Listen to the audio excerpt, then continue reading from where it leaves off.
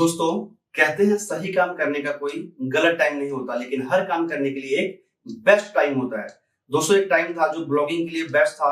उस टाइम पर अगर किसी को ब्लॉगिंग की कोई नॉलेज नहीं होती थी, वो सिर्फ एक ब्लॉग लिख देता था और उसमें बहुत सारे कीवर्ड्स डाल देता था अपने पोस्ट के अंदर, तब भी वो पोस्ट बहुत अच्छी से रैंक हो जाता था और गूगल से भर भर के ट्रैफिक मिलता था। इससे लोगों ने कई हजार डॉलर सिर्फ गूगल एडसेंस से कमाए। उनमें से हम भी एक हैं जिन्होंने गूगल एडसेंस के थ्रू बहुत आसानी से ब्लॉगिंग से बहुत अच्छे पैसे कमाए। उसके बाद दोस्तों एक टाइम आया सीपीओ और एफिलिएट मार्केटिंग का। आप यकीन नहीं मानेंगे शायद, लेकिन मैक्स बाउंटी और पियर फ्लाई जैसे छोटे छोटे एफिलिएट नेटवर्क्स के थ्रू भी लोगों ने एक एक दिन में कई कई हजार डॉलर कमाए। पियर फ्लाई तो मेरे ख्याल से शायद अब बंद भी हो चुका है। और दोस्तों उसके बाद एक टाइम आया अमेजन एफिलिएट का। अमेजन एफिलिएट एक ऐसी चीज थी कि आप अमेजन पे, आप जानते हैं अमेजन दुनिया की सबसे बड़ी online website, online selling website है। आप वहां पर जितनी भी चीजें लिस्टेड है, आप उनमें से कोई भी चीज सेल कीजिए और आपको अमेजन कुछ कमीशन देता है। तो इस बिजनेस मॉडल के थ्रू हमारे कई दोस्तों ने, मेरे खुद फेसबुक पर कई ऐसे फ्रेंड्स हैं जिन्होंने हर एक एक महीने में कई कई लाख डॉलर इससे कमाए। तो दोस्तों आज का जो टाइम है वो बेस्ट है एक चीज के लिए, और वो है ई कॉमर्स बिजनेस। दोस्तों अगर आपने सोचा है कि आपको ई कॉमर्स बिजनेस करना है, या आपके मन में ये कहीं बात है कि आपको ई कॉमर्स बिजनेस ट्राई करना है, तो इससे अच्छा टाइम आपको कभी नहीं मिल सकता। यकीन मानिए दोस्तों, इससे अच्छा टाइम मिल जाए इसके चांसेस बहुत ज्यादा कम है, क्योंकि आज के सिचुएशन ने और आज के हालात ने हमें ऐसा एक मौका दिया है कि अगर आप ई कॉमर्स बिजनेस में जाना चाहते हैं तो आप अपना बिजनेस स्टार्ट कर सकते हैं और बहुत जल्दी सक्सेस हासिल कर सकते हैं। इसके पीछे एक रीजन है, आज के टाइम में वो लोग भी ऑनलाइन शॉपिंग कर रहे हैं जिन्होंने कभी ऑनलाइन शॉपिंग नहीं की, और शायद वो लोग कभी करते भी नहीं, क्योंकि दोस्तों कई लोग इससे कंफर्टेबल नहीं थे, लेकिन मजबूरी में उनको ऑनलाइन शॉपिंग करनी पड़ रही है। और अब क्योंकि उन्होंने ऑनलाइन शॉपिंग कर ली है और वो इसके प्रोसेस के यूज्ड हो जाते हैं, तो उसके बाद आप जानते हैं दोस्तों नॉर्मली लोग उनको अपनी लाइफ में एक्सेप्ट कर लेते हैं। तो इसी वजह से ऑनलाइन कस्टमर्स की आगे आने वाले दिनों में संख्या बहुत ज्यादा बढ़ने वाली है। और अगर आप ई कॉमर्स में जाना चाहते हैं, चाहे ड्रॉप शिपिंग हो या local Indian e commerce business, ये टाइम आपके लिए बेस्ट है। अब मैं इस वीडियो में आपको बताऊंगा कि अगर आपको इंडिया में ई कॉमर्स बिजनेस स्टार्ट करना है तो आपके पास क्या क्या चीजें होनी चाहिए। ड्रॉप शिपिंग की अभी मैं बात नहीं करूंगा, अगर उसके बारे में आपको जानकारी चाहिए तो आप कमेंट कर सकते हैं वीडियो के नीचे, मैं कमेंट में आपको रिप्लाई करके बता दूंगा, और अगर जरूरत हुई तो मैं उसके लिए एक अलग वीडियो भी बना दूंगा। तो दोस्तों मेरा नाम है कृष्ण कुमार और आप देख रहे हैं game of selling YouTube channel. तो चलिए शुरू करते हैं। तो दोस्तों पहली चीज जो आपके पास होनी चाहिए इंडिया में ई-कॉमर्स बिजनेस स्टार्ट करने के लिए, वो बहुत ऑब्वियस चीज है, एक अच्छा कंप्यूटर और फास्ट इंटरनेट कनेक्शन। दोस्तों मैंने कई लोगों को स्लो इंटरनेट पे काम करते देखा है और मैंने ये देखा है कि वो बहुत जल्दी फेड अप हो जाते हैं, क्योंकि जिस काम में 1 मिनट या 2 मिनट का टाइम लगना चाहिए उनको 5-5, 10-10 मिनट उसके लिए बैठा रहना पड़ता है। और आप जानते हैं किसी भी काम करने के लिए मोटिवेशन होना बहुत जरूरी है, और अगर कोई चीज आपका जो इन्वायरमेंट या आपका सिस्टम आपका साथ ना दे तो मोटिवेशन बहुत जल्दी खत्म हो जाती है, उसके बाद आपका उसमें मन नहीं लगता। इसलिए आपके पास एक अच्छा कंप्यूटर या लैपटॉप और एक फास्ट इंटरनेट कनेक्शन होना बहुत जरूरी है। दूसरी चीज जो है दोस्तों, उसके बाद आपको चाहिए कुछ लीगल डॉक्यूमेंट्स। और वैसे तो एक ई कॉमर्स बिजनेस चलाने के लिए हमें कई तरह के डॉक्यूमेंट्स की जरूरत पड़ती है, लेकिन अगर आप स्टार्ट कर रहे हैं और आपके पास कोई कंपनी या कोई फॉर्म रजिस्टर्ड नहीं है, तो आप अपने पैन कार्ड के साथ भी स्टार्ट कर सकते हैं। अभी आप एक बार स्टार्ट कर लीजिए, जैसे आपका बिजनेस थोड़ा थोड़ा स्टार्ट हो जाता है, कुछ आपके पास ऑर्डर्स फ्लो में आने लग जाते हैं, उसके बाद आप किसी आप अपने जहां भी आप रहते हैं उसके आसपास किसी एक अच्छे सीए से कांटेक्ट कीजिए और उनके साथ बैठकर अपने लीगल डॉक्यूमेंट्स पूरे करवा लीजिए जो जो बिजनेस के लिए चाहिए। जीएसटी नंबर चाहिए होता है, कंपनी का एक रजिस्ट्रेशन सर्टिफिकेट चाहिए होता है, टैन नंबर, टीन नंबर, ये सब चीजें चाहिए। टीन नंबर नहीं चाहिए, सॉरी, क्योंकि टीन की जगह जीएसटी आ गया है, लेकिन टैन नंबर चाहिए हमें टीडीएस पे करने के लिए, और जीएसटी पे करने के लिए हमें जीएसटी नंबर चाहिए होता है, और बाकी कंपनी के लीगल डॉक्यूमेंट्स होते हैं वो सब आपको सीएम साहब बता देंगे। उसके बाद दोस्तों जो अगली चीज है, टाइम। अगर आपको ई कॉमर्स करना है तो ऑब्वियस सी बात है, कोई भी बिजनेस करने के लिए हमें टाइम की जरूरत पड़ती है। तो अगर आपको ई कॉमर्स करना है तो आपके पास आपको कितना टाइम देना पड़ेगा। तो दोस्तों देखिए, एक full fledge e commerce business में तो बहुत टाइम लगता है। हम लोग ई कॉमर्स बिजनेस कर रहे हैं अच्छे लेवल पे और दिन रात हम लोग उसी में लगे रहते हैं, लेकिन अगर आप स्टार्ट कर रहे हैं, आप कोई ऑलरेडी कोई जॉब कर रहे हैं, आप एक स्टूडेंट हैं, या आप ऑलरेडी कोई दूसरा बिजनेस कर रहे हैं, तो अभी आपको उनमें से कुछ भी छोड़ने की जरूरत नहीं है, क्योंकि अभी आपने स्टार्ट किया है। इसलिए आप उसमें 2 से 4 घंटे अगर आप लगा सकते हैं तो आप अपना एक बिजनेस स्टार्ट कर सकते हैं। वो 2 से 4 घंटे चाहे आप सुबह लगाइए, रात को लगाइए, दिन में लगाइए, कोई प्रॉब्लम नहीं है, लेकिन इतना टाइम देके आप अपना बिजनेस स्टार्ट कर सकते हैं। दोस्तों कई लोग बस अपना काम स्टार्ट करने के लिए जॉब क्विट कर देते हैं, या जो भी कर रहे थे उसको छोड़ देते हैं।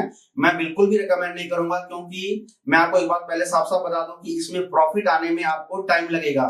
ऐसा नहीं है कि आज आपने कोई प्रोडक्ट सेल किया और कल आपको उसके पैसे मिल गए और आप अमीर हो गए, ऐसा नहीं होता है।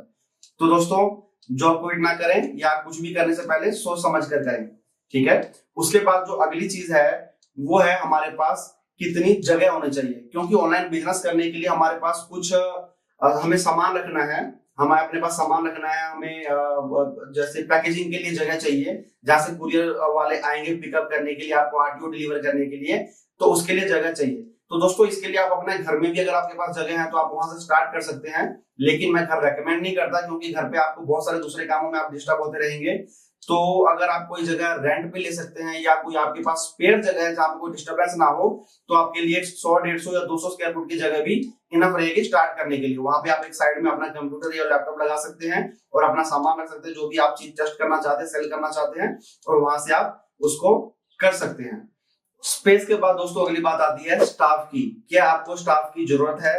दोस्तों क्योंकि अभी आपने बिजनेस स्टार्ट किया है और आपके पास अभी बहुत ज्यादा ऑर्डर्स नहीं है, तो आपको स्टाफ रखने की उतनी जरूरत नहीं है। अगर आप बजट में थोड़े टाइट हैं तो आप स्टाफ के बिना भी काम चला सकते हैं। आप अपनी हेल्प के लिए किसी फ्रेंड को जो कोई जॉब ना कर रहा हो या कॉलेज के बाद फ्री होता हो, स्कूल के बाद फ्री होता, आप उनको भी हेल्प के लिए बुला सकते हैं, या आप अपनी फैमिली में भी अगर कोई पर्सन अवेलेबल हो तो उनको अपनी हेल्प के लिए, जो आपको पैकेजिंग में हेल्प कर दे, जो आपको सामान अरेंजमेंट में हेल्प कर दे, तो आप उनसे भी हेल्प ले सकते हैं। अगर आप अफोर्ड कर सकते हैं और आपको जरूरत महसूस होती है कि सब काम आप नहीं कर सकते या आपके पास कोई हेल्पिंग हैंड के लिए नहीं है, तो आप 1 या 2 पर्सन को अपने पास एज अ स्टाफ में रख सकते हैं।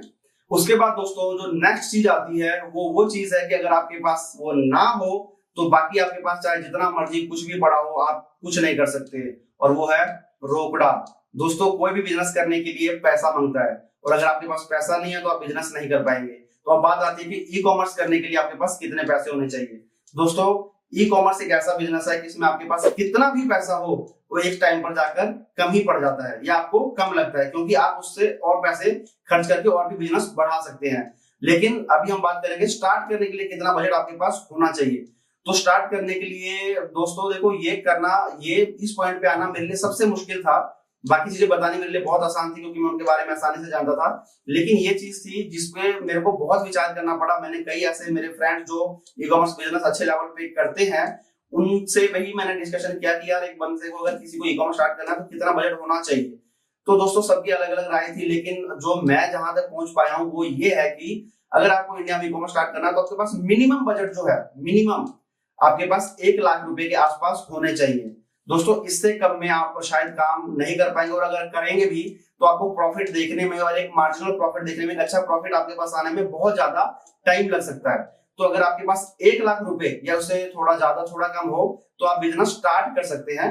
लेकिन अगर आपके पास खुला बजट है और आप 3 से 4 या 5 लाख रुपए अगर आप अरेंज कर सकते हैं अपने बिजनेस के लिए, तो वो बहुत बेस्ट रहेगा। उसमें आपकी जो ग्रोथ है वो बहुत फास्ट होगी और आप बहुत जल्दी जो है प्रॉफिट वाला बिजनेस पे पहुंच पाएंगे। नॉर्मली कई लोगों को प्रॉफिट, बिजनेस करते हैं लेकिन प्रॉफिट नहीं दिखाई देता, तो उसके पीछे ये भी एक कारण होता है। हालांकि अगर आपके पास, अगर आप बिजनेस कर रहे हो और आपको प्रॉफिट नहीं दिख रहा तो उसके पीछे बहुत सारे कारण होते हैं। उसके बारे में अगर किसी को जरूरत होगी तो दोस्तों आप मुझे कमेंट कीजिए, मैं उसके लिए एक प्रॉपर वीडियो बनाऊंगा। इस वीडियो में उसके बारे में बात नहीं कर सकता क्योंकि ये वीडियो ऑलरेडी काफी लंबी हो चुकी है। तो दोस्तों ये सब वो चीजें हैं जिनके साथ आप e commerce India business start कर सकते हैं। एक बड़े लेवल का बिजनेस करने के लिए आपको, मैं फिर से बोल रहा हूँ, बहुत सारी चीजें और चाहिए। आपको जगह और चाहिए, आपको स्टाफ चाहिए होगा, आपको लीगल डॉक्यूमेंट्स चाहिए होंगे, आपके पास बजट ज्यादा होना चाहिए। लेकिन क्योंकि आप स्टार्ट कर रहे हैं तो आपके पास इतना बजट से और इतने चीजों के साथ में, संसाधनों के साथ में आप स्टार्ट कर सकते हैं। दोस्तों इसके साथ में मैंने एक वीडियो बनाई थी कि अगर आप इंडिया में ई कॉमर्स बिजनेस स्टार्ट करना चाहते हैं तो आपको किन किन बातों का पता होना चाहिए। क्योंकि कई बार लोग गलती कर देते हैं कि वो जल्दी में या हबड़ दबड़ में अपना किसी चीज में घुस जाते हैं, बाद में उनको पता लगता है यार ये क्या चीज है, ये तो मुझे पता नहीं था, यार ऐसा पता तो मैं ये करता ही ना शायद। इसीलिए वो एक वीडियो बनी हुई है, उसका लिंक जो है मैं आपको डिस्क्रिप्शन में दे दूंगा, आप वो वीडियो जरूर चेक कीजिएगा। वो वीडियो देखने के बाद और ये वीडियो देखने के बाद अगर आप डिसाइड करते हैं कि आपको ई कॉमर्स बिजनेस में उतरना है तो दोस्तों आपका दुनिया के सबसे बड़े खेल में स्वागत है। आप ई कॉमर्स बिजनेस में आए और हम आपको हेल्प करने की पूरी आपको लिए कमिटमेंट करते हैं। तो दोस्तों धन्यवाद, चैनल को सब्सक्राइब कर लीजिएगा क्योंकि इसी तरह की वीडियोस आपको और भी मिलेगी बहुत जल्दी। धन्यवाद। मेरा नाम तो कृष्ण कुमार और आप देख रहे थे game of selling YouTube channel.